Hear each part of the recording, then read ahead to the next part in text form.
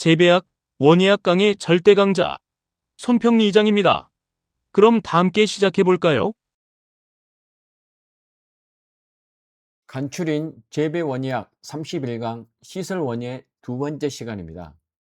시설의 환경과 인공광을 살펴보고 시설원예에 대한 기출문제를 풀어보도록 하겠습니다. 시설의 환경을 보면 시설은 특별한 환경, 노지와 다른 특별한 환경의 특징을 가지고 있습니다. 1. 위치에 따라 온도와 광 분포가 다르다. 이 이유는 피복제에 광을 투과시키는 그런 투과율 차이라든가 구조물에 의한 그늘, 이에 따라서 시설 내 위치, 그 구역별의 편차가 발생합니다. 그래서 위치에 따라 온도와 광 분포가 불균일한, 다를 수밖에 없습니다. 두 번째는 온도 교차가 크다고 했는데, 이것은 하루 중에 최고 온도와 최저 온도, 즉 온도 교차가 차이가 크다는 겁니다.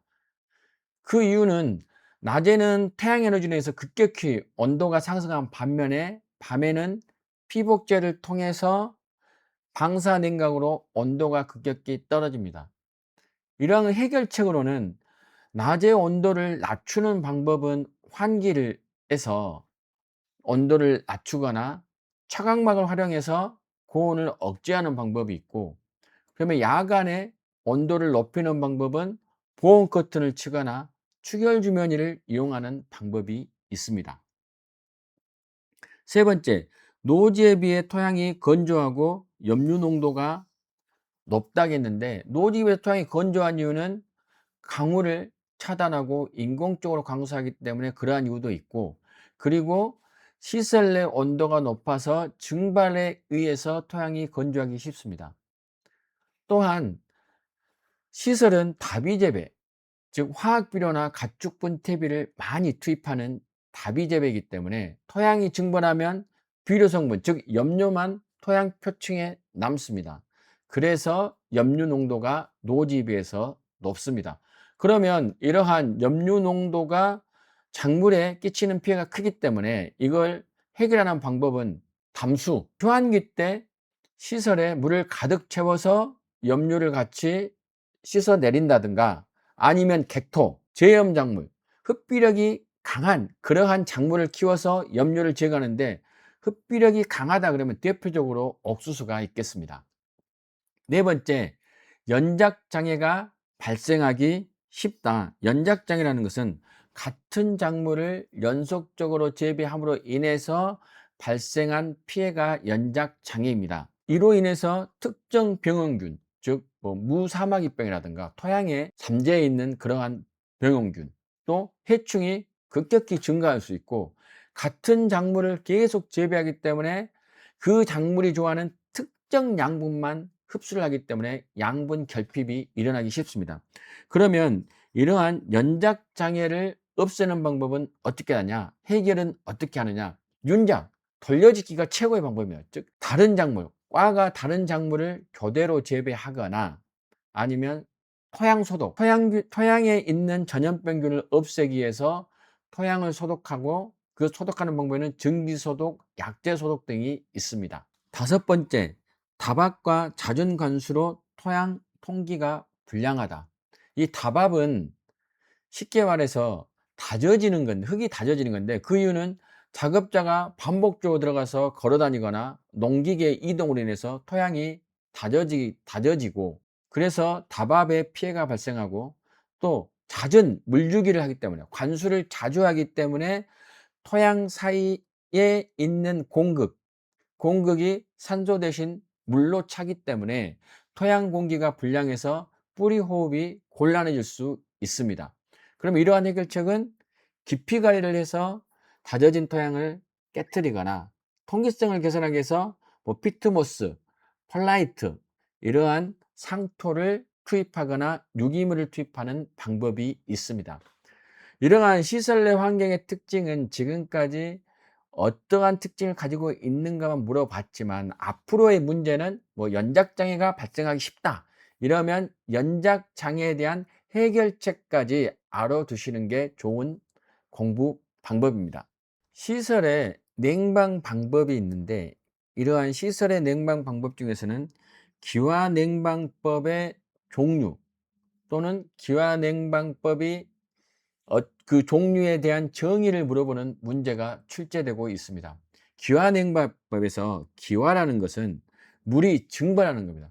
이러한 물이 증발할 때 열을 흡수하는 기화열이 발생하는데 이 기화열을 이용해서 주변의 기온을 하강시키는 원리가 기화 냉방법입니다. 기화 냉방법에 의한 냉방 효율은 공중 습도가 낮을수록 건구 온도와 습구 온도 차이가 클수록, 이 말은 바꿔 말하면 공기가 건조할수록 냉방 효율 효과가 높아진다는 겁니다. 공기가 머금고 있는 수증기의 양, 즉 포화 수증기량은 한정이 되어 있는데 습도가 낮다, 공중 습도가 낮다, 이 말은 건조하다, 공기 중에 들어갈 수증기가 많아진다, 물이 더 빠르게 많이 증발한다, 이 말은 그만큼 주변의 열을 더 많이 뺏어가서 온도를 낮출 수 있다는 겁니다. 그래서 결국 공중 습도가 낮다는 것은 공기가 건조하다는 거고, 공기가 건조하다는 것은 다른 말로 건구 온도와 습구 온도 차이가 크다. 그래서 기화 냉각법은 공기가 건조할수록 효과가 있다. 손해평가사 기출문제에서 기화 냉방법과 기화 냉각법을 같은 의미인데 이것을 혼용해서 사용하고 있기 때문에 기화 냉각법, 기화 냉방법이 같은 용어란 것도 알아두시기 바랍니다. 기화 냉각법에는 팬 앤 패드, 팬 앤 미스트, 팬 앤 포그 방법이 있습니다. 여기에서 팬은 환풍기를 의미하고 이 팬이 있고 이 팬과 함께 활용해서 온도를 낮추는데 거기에 들어가는 시설이 패드가 있고 미스트, 물방울이 있고 포그, 안개와 같은 물방울보다 더 작은 세무가 있는데 이걸 연결해서 보면 팬 앤 패드 방법, 팬 앤 미스트 방법, 팬 앤 포그 방법이 있습니다. 그리고 팬 앤 포그 방법이 이게 안개인데 이것을 작을 세자에 안개 무자를 써서 세무 냉각법이라도 한다. 그래서 팬 앤드 포그가 세무 냉각법이다. 이것까지 알아두시기 바랍니다. 팬 앤 패드는 시설 한쪽 벽에 공기가 통하는 패드를 부착하고 이 패드에 물을 흘려보냅니다. 패드에 물을 흘려보내서 반대편에 환풍기를 설치해서 실내 공기를 밖으로 뽑아내면 이 패드를 통과하면서 공기 온도가 낮아지고 환풍기가 밖으로 빼내니까 그 들어오는 공기가 안쪽에 대류를 하게 되는 게 팬 앤 패드 방법입니다. 팬 앤 미스트는 입자가 다소 큰 물방울을 분무하는 방식인데 이게 증발과 동시에 작물제 표면을 직접 젖혀서 냉각시키는 그러한 효과인데, 이게 미스트 같은 경우는 이 물방울이 작물에 직접적으로 닿아서 넓게 퍼지게 되면 이게 과습해지면 문제가 발생해요. 과습해지면 병원균이 발생할 확률이 높기 때문에 이 미스트가 시설 내로 유입되는 것을 줄이기 위해서 물방울을 없애는 제적 장치가 반드시 필요한 게 팬 앤드 미스트다. 그래서 팬 앤드 미스트는 제적 장치가 반드시 필요하다. 결국 팬 앤드 미스트는 팬 앤드 패드에서 패드 대신에 미스트로 바꿔서 외부 공기가 이 분무실, 미스트를 뿌리는 이런 분무실을 통과하는 동안에 냉각이 되어서 이게 실내로 유입되는 건데, 이때 미스트가 실내로 너무 많이 유입되면 과습하게 되니까 반드시 물방울을 없애주는 제적 장치가 필요한 게 팬 앤 미스트 방법입니다. 팬 앤드 포그는 여기서 포그가 안개, 세무, 시설 내 온도를 낮추기 위해서 시설의 벽면에 위 또는 아래에서 실내로 세무를 뿌립니다. 세무를 분사시켜 시설 상부에 설치된 환풍기, 풍량의 환풍기, 배형 배기팬을 통해서 공기를 밖으로 뽑아내면서 냉각하는 방법인데, 포그는 이 미스트보다 더 아주 작은 미세물방, 안개이기 때문에 공기 중에서 고압 분무를 하게 되면 이 물방울이 작물체나 바닥에 닿기 전에 공기 중에서 증발이 됩니다. 그래서 세무냉각법 펜앤드포그는 제적 장치가 필요하지 않고 펜앤드 미스트는 제적 장치가 필요합니다. 근데 기와냉방법은 이게 장마철의 효율이 상당히 적습니다. 그 이유는 우리나라는 여름철에 고온 다습합니다. 다습하기 때문에 물이 잘 증발하지 않아서 냉방 효율이 급격히 떨어지는 그러한 단점도 있습니다. 그래서 기와냉방법은 공기가 건조할수록 냉방 효율이 커진다. 냉방 효과가 좋다. 이러한 의미입니다. 인공광에 들어가기 전에 인공광에서 중요한 것은 도장과 외화, 도장 억제입니다. 그래서 인공광에서 백열등, 형광등, 수은등, 메탈 할라이드, 고압 나트륨이 있는데 도장은 키를 키운다. 이것은 백없이 고만한다. 그래서 백열등, 고압 나트륨 등이 도장을 한다. 백없이 고만한다. 백열등, 고압 나트륨은 도장한다. 키를 키운다. 반면에 형광등, 수은등, 메탈 할라이드는 도장을 억제합니다.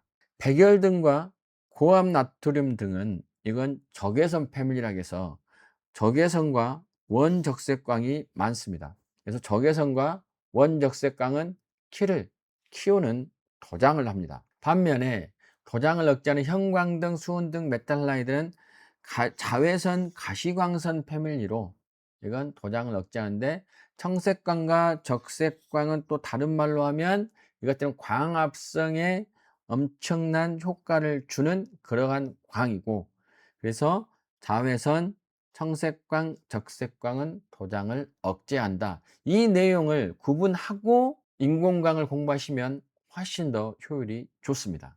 인공광의 종류부터 보겠습니다. 시설 제외에서 인공광을 이용하는 것은 광합성, 생육 촉진에 부족한 광량을 보충하는 이러한 방법이 있고 어떤 것은 적색광이나 청색광이 부족하기 때문에 그걸 보강해 줌으로 인해서 광합성이나 생육 촉진에 도움이 되고 또 장일 처리를 하는 장일 처리. 장일 처리를 해야 되는 것은 깻잎 재배를 할 때는 깻잎이 단일 작물이기 때문에 단일일 경우에 화합분화가 돼서 꽃이 피면 생식 생장을 하는 순간 영양 생장이 안 되는데 깻잎은 잎이 소비가 되기 때문에 장일 처리를 하는데 그때 인공광을 통해서 야간에 빛을 조명하는데 그때 이용하는 게 인공광이다. 그래서 인공광은 대표적으로 광합성 및 생육 촉진 또는 장일 처리를 할 때 인공광을 많이 사용합니다. 인공광에는 백열등, 형광등, 수은등, 메탈 할라이드, 고압 나트륨 등 그리고 발광 다이오드인 LED가 있는데 이에 대해서 하나씩 살펴보도록 하겠습니다. 백열등은 일단 적색광이 많기 때문에 광합성이 유리합니다. 그리고 장일 식물에도 효과가 있습니다. 길게 이게 조명을 해줄 수 있기 때문에. 그렇지만 자외선과 청자색광이 없고 원적색광, 즉 적외선 패밀리인 적외선 원적색광이 많기 때문에 적외선 패밀리는 식물을 도장시킨다.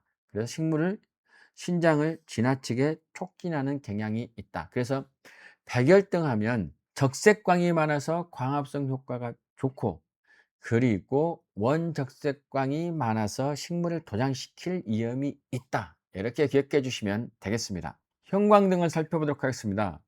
형광등은 적외선이 적어 적외선은 다른 말로 또 열선이라고도 합니다.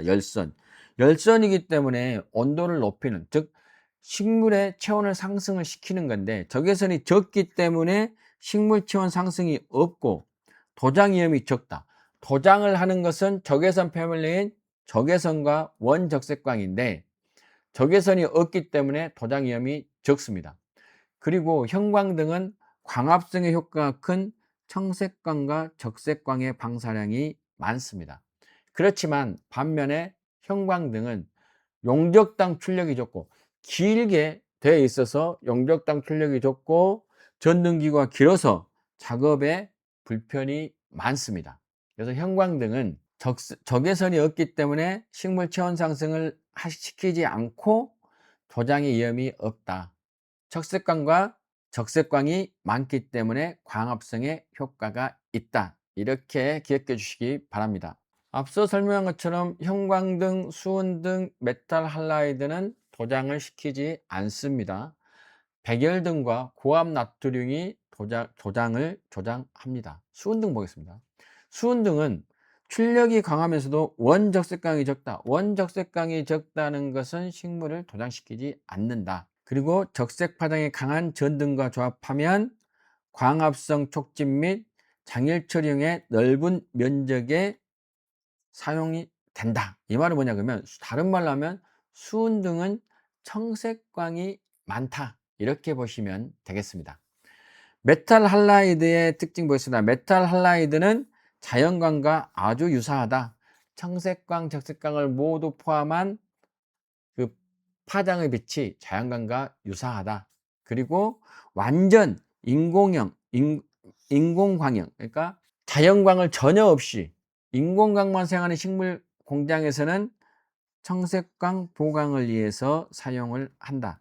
가격은 수은등의 2배 정도. 수은등에다가 또 다른 광물질을 넣기 때문에 가격이 비싸지고, 메탈 할라이드를 하기 위해서는 비싼 고전압 전용 안전기를 사용하기 때문에 초기 설치 비용과 유지 비용이 많이 듭니다. 그래서 메탈 할라이드는 청색광 보강을 위해서 주로 사용을 하고 자연광과 아주 유사하다. 그렇지만 가격이 비싸다. 고압 나트륨은 도장을 조장합니다.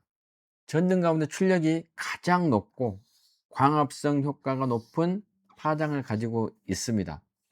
그렇지만 식물 재배에 고압 나트륨 등을 단독 사용한다. 그러면 500나노미터의 청색광이 적기 때문에 도장될 가능성이 있다. 그래서 도장하면 백열등, 고압 나트륨 등. 일반 온실에서 보강용으로 단독 사용해도 문제가 없다. 그래서 자연광 병용에 보강용 사용하는데 단독으로 사용해도 된다. 완전 인공광형 식물 공장에서는 메탈 할라이드로 청색광 성분을 보강한다. 발광 다이오드를 보겠습니다. 발광 다이오드는 보통 저희가 LED라고 하는데 LED가 발광 다이오드입니다. 이 발광 다이오드는 특수한 파장에 단색광만 반출하는 인공광원, 단색광만 방출하기 때문에 이 다른 광원에 비해서, 기본 광원에 비해서 광질을 용이하게 조절할 수 있습니다. 청색광이 부족하다 그러면 청색 LED를 위해서 청색광만을, 적색 LED 하면 적색광만을 방출하기 때문에 광질을 용이하게 조절할 수 있는 게 발광 다이오드입니다. 그럼 여기까지 1호를 마치고 시설 원리에 대한 전반적인 손해평가사의 기출문제를 풀어보도록 하겠습니다. 1번부터 3번은 온실의 종류에 대한 문제입니다. 그래서 온실의 형태인데 주로 벨로형에 대해서 많이 출제가 되고 있습니다. 1. 다음이 설명하는 온실형은, 바로 여기서 보면 처마가 높고 폭이 좁은 양지붕형 온실을 연결한 형태다. 그러면 바로 벨로형이 나와야 됩니다. 토마토, 파프리카 등 과채류 재배에 적합하다. 3쿼터형은 멜론 재배. 2번 온실, 2번도 똑같이 1번에서 설명한 내용이 그대로 들어 있습니다. 처마가 높고 폭이 좁은 양지붕형 온실을 연결한 형태, 그러면 벨로형이 정답이 되겠습니다. 3번 벨로형 온실에 관한 설명이다. 가로 안에 들어갈 내용으로 옳은 것은, 벨로형 온실은 석갈의 간격이 넓어지기 때문에 골조가 적게 들어감으로 인해서 골조가 적게 된다. 그러면 골조율이 감소한다. 그래서 기억에는 골조율이 일단 정답입니다. 이에 따라 온실의 산란율이냐 투광율이냐인데, 투광율이라는 것은 온실 내부로 빛이 들어가는 양을 말하는 건데, 골조가 그만큼 없어지기 때문에 빛을 차단하지 않기 때문에 빛의 양이 절대적으로 양이 늘어나기 때문에 투광률이 맞습니다. 그래서 답은 2번이고, 산란율은 산자 자체가 흩어질 산입니다. 흩어지는 거. 들어온 빛이 얼마나 흩어지는가 이걸 보는 게 산란율입니다. 그 산란율은 골조의 양보다, 골조의 양은 투각률하고 관계 있는 거고 산란율은 피복제 종류에 의해서 결정되는 겁니다. 이게 예를 들면 일반율이냐 표면이 울퉁불퉁한 형판율이냐 이거에 따라서 산란율이 달라집니다. 그래서 결국 투각률은 빛이 들어오는 양, 산란율은 들어온 빛이 흩어지는 내용을 말하기 때문에 석가래가 적어짐으로 인해서 골조율이 적어지고, 골조율이 적어지면 햇빛을 차단하지 않기 때문에 빛이 들어오는 양이 많아지기 때문에 투각률이 높다, 이렇게 보시면 되겠습니다. 그래서 3번의 답은 2번이 되겠습니다. 4번, 시설 원예 자재에 관한 설명으로 옳지 않은 것은 1. 피복 자재는 열 전도율이 높아야 한다. 열 전도율이 높으면 그만큼 보온성이 떨어집니다. 이 말은 열 전도율이 높다는 것은 피복 자재 내부의 열이 밖으로 빠져나가는 겁니다. 그래서 열 전도율이 낮아야 보온성이 높기 때문에 피복 자재는 열 전도율이 낮아야 합니다. 그래서 옳지 않은 것은 1번이고, 외부 충격에 강해야 되고, 예를 들면 우박, 강풍 등에 견디기 위해서는 필수적으로 외부 충격에 강해야 되고, 내부식성이 강해야 한다. 온실 내부는 고온 다습합니다. 고온 다습하기 때문에 녹이 슬지 않아야 된다. 그래서 내부식성이 강해야 한다. 시설원의 핵심 골격 자재는 철제와 경합건재가 주로 사용되고 있습니다.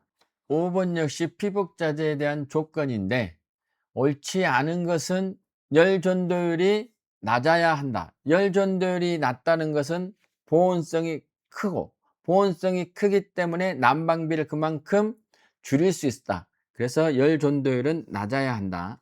맞은 내용입니다. 겨울철 보온성이 커야 된다. 그만큼 보온성이 커야 난방비를 아낄 수 있겠죠. 그래서 겨울철에 보온성이 커야 된다. 외부 충격에 강해야 한다. 우박과 강풍 등에 견뎌야 되니까 외부 충격이 강해야 되고, 광투과율이 낮아야 된다.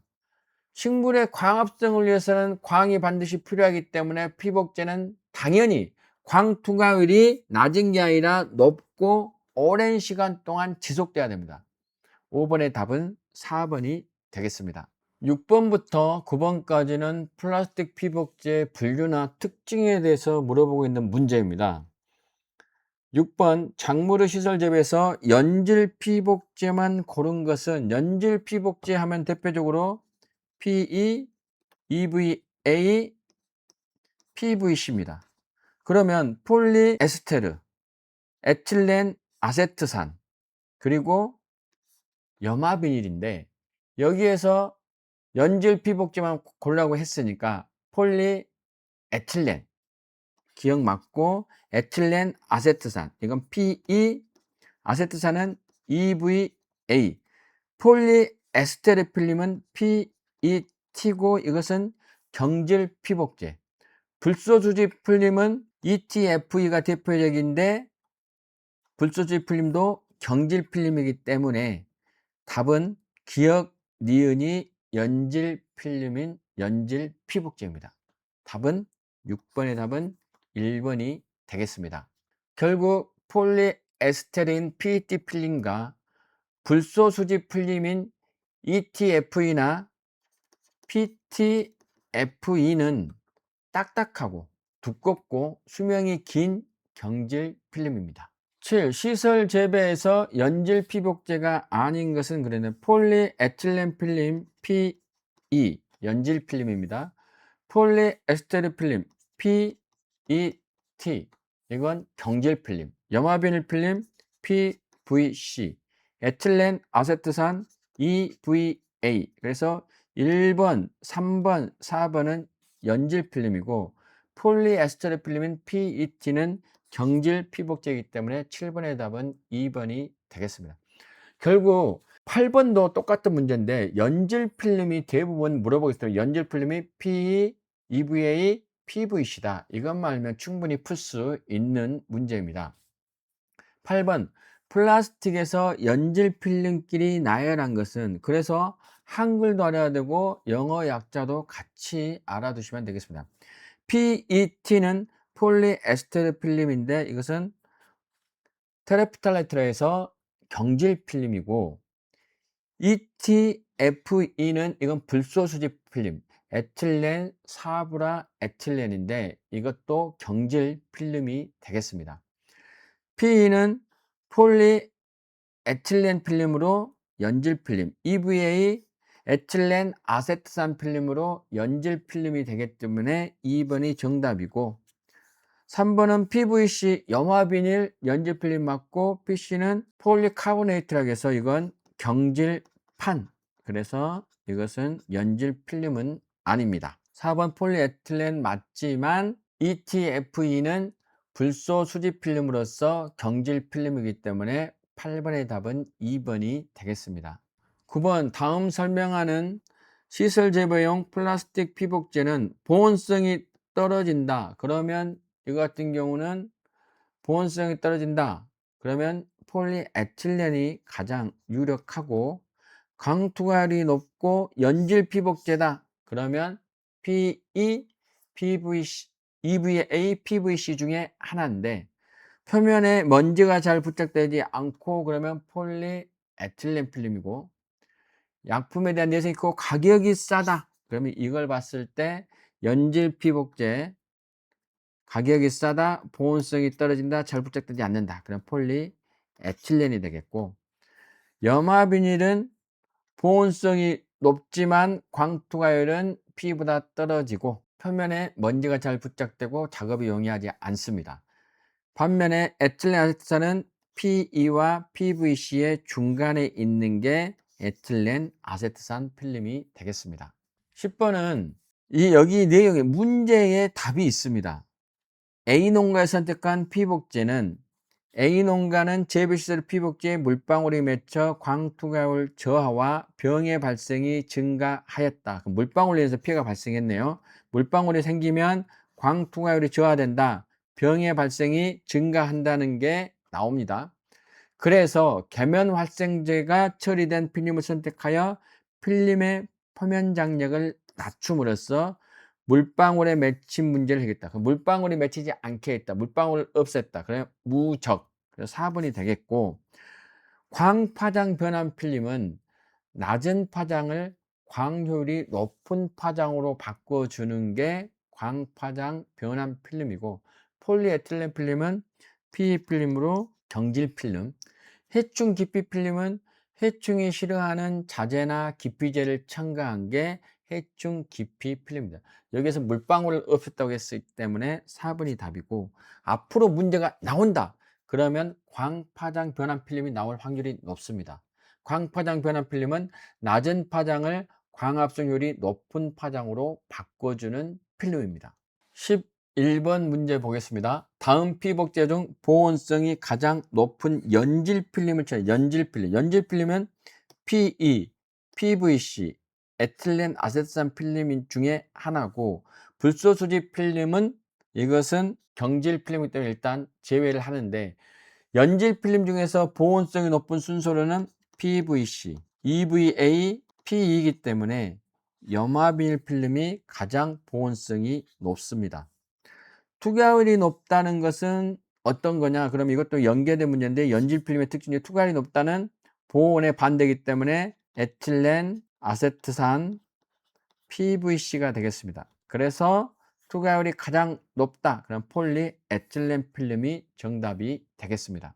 13번 문제는 9회 때 1, 2, 3, 4 모두 정답을 해서 모두 맞는 걸로 했는데, 실제 약간 이건 문제가 있습니다. 시설점에서 필름의 가시광선의 투과율이 큰 것부터 작은 것 순으로 올게, 가시광선 투과율이 높은 이건 광투과율이 결국 높다는 걸 물어보기 때문에 결국 순으로는 PE, EVA, PVC. 그래서 1번이 정답입니다. 그리고 실제로 시설 원예 기사에서도 그렇게 출제가 됐었습니다. 그래서 13번의 답은 1번이 정답이라고 저는 보고 있습니다. 앞서 설명을 드렸지만 자외선, 과시광선, 적외선의 이러한 투과율을 보면 모두 다 PE, EVA, PVC다. 그래서 광투과율이 가장 높다. 이러한 걸 자외선이든 가시광선이든 적외선이든 그러면 P 가장 높은 거고, 보온성이 높다 그러면 PVC, EVA, PE 이 순서대로 암기해주시면 되겠습니다. 14번 시설 원예 피복 자재에 관한 설명으로 옳지 않은 것은 그랬습니다. 1번 연지 필름 중 PVC 필름의 보온성이 가장 낮다가 아니라 가장 낮은 것은 폴리에틸렌이고 PVC는 가장 높다가 되겠습니다. 그래서 옳지 않은 것은 1번이 정답이고, PE, PVC, EVA 모두 연질 필름, 반사 필름이나 부직포는 커튼 보온용 추가 피복에 해당되는 게 맞고, 차광 피복제는 한랭사가 가장 많이 이용되고 있습니다. 14번의 답은 1번이 되겠습니다. 15번 같은 경우는 용어를 물어보고 있는데, 온실 내 지면에서 온실이 이렇게 있으면 이 지면 밑에서 용마루 이 지붕의 꼭대기까지의, 그러니까 실제로 온실의 높이, 우리가 집을 할 때 한 동, 두 동 한다고 했기 때문에 동고가 정답이 되겠습니다. 온실의 가장 높은 꼭대기가 용마루이라는 걸 기억해 주시면 되겠습니다. 간고는 사이간자 써서 기둥의 높이라고 보시면 되겠습니다. 기둥. 축고는 처마까지, 지면에서 처마까지고, 현고는 지면에서 처마의 끝까지 높이가 헌고가 되겠습니다. 그래서 보통 혼동 오는 게 동고냐 측고냐 그러는데, 용마루, 그러니까 쉽게 말해서 온실의 가장 높은 꼭대기까지다. 그럼 집을 한 동, 두 동, 온실도 한 동, 두 동 이렇게 하기 때문에 동고가 그 길이고, 어깨, 처마, 치읓, 축고, 치읓, 지면에서 처마까지는 축고다. 16번과 17번은 시설 내 토양 환경의 특이성에 대해서 말씀을 드리겠습니다. 16번은 시설 내 환경 특이성에 관한 설명으로 옳지 않은 것은 위치에 따라 온도 분포가 다르다, 위치에 따라 광 분포가 불균일하다. 이거 같은 경우는 피복제나 그리고 구조제, 골조의 그러한 위치에 따라서 달라지기 때문에 1번과 2번은 맞고, 토지에 비해 염류 농도가 낮아지기 쉽다가 아니라 높아지기 쉽다. 그러니까 결국 염류직적으로 토양의 산도가 높아지지 낮아지지는 않습니다.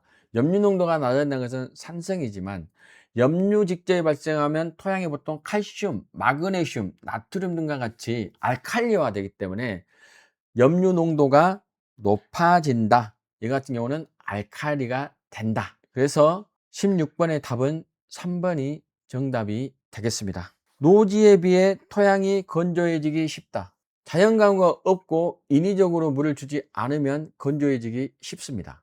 17번도 같은 문제인데, 시설 내 토양의 일반적인 특성으로 옳지 않은 것은 1번 강우 차단으로 염류 농도가 높다. 예, 염류 농도가 높습니다.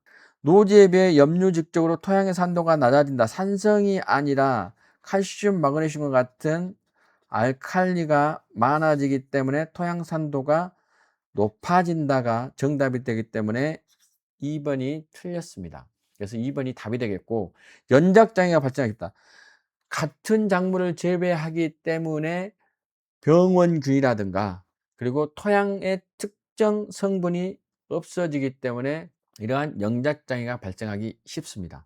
다밥, 작업자의 보행이나 농기계 이용에 따른 그러한 토양이 다져서 다밥이 생기고, 잦은 관수로 인해서 통기가 그 공극에 산소 대신 물이 채워지기 때문에 토양의 통기가 불량해져서 뿌리 활성에 약화됩니다. 18번에 대해서는 20번까지 냉방 환경에 대한 내용인데, 주로 기와 냉각법 아니면 기와 냉방법 같은 용어입니다. 18번 작물의 시설 재배에 사용되는 기와 냉방법이 아닌, 기와 냉방법은 펜앤 패드, 펜앤 미스트, 펜앤 포그입니다.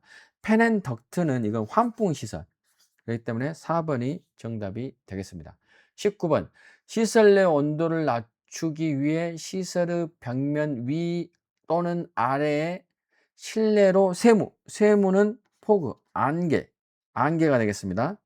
분사시켜 시설 상부에 설치된 풍량형 환풍기, 즉 배기팬을 통해서 공기를 뽑아내는 냉각 방법은 그러면 팬 앤 포그, 세무라는 힌트를 통해서 샘 포그가 되겠습니다. 팬 앤 포그.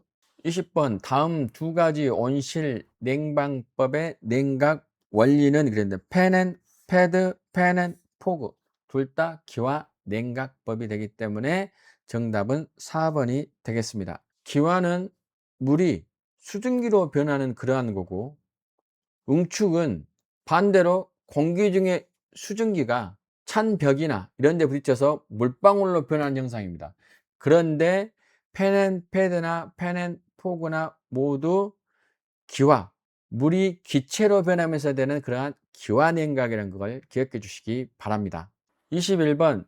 21번은 인공광에 대한 내용인데 시설 원해용 인공 조명 중 고압 나트륨이면 얘는 도장을 합니다. 그래서 가로 안에 들어갈 내용을 보겠습니다. 식물 재배에서 고압 나트륨 등을 단독으로 사용하면 500나노미터 이하의 500나노미터 이하다 그러면 뭐가 적다? 청색광이 적기 때문에 원적색광은 이게 700에 가까운 그러한 나노미터이기 때문에 원적색광이 아니고 청색광이 적다는 것은 도장이 된다는 거죠. 왜? 청색광이 쉽게 말해서 외화, 도장 억제를 하는데 청색광이 적기 때문에 도장의 가능성이 높아져서 75번의 답은 3번이 되겠습니다. 이어에 걸쳐 시설 원효에 대해서 살펴보았습니다. 합격의 그날까지 여러분의 열정을 응원합니다. 지금까지 손평리 이장이었습니다. 고맙습니다.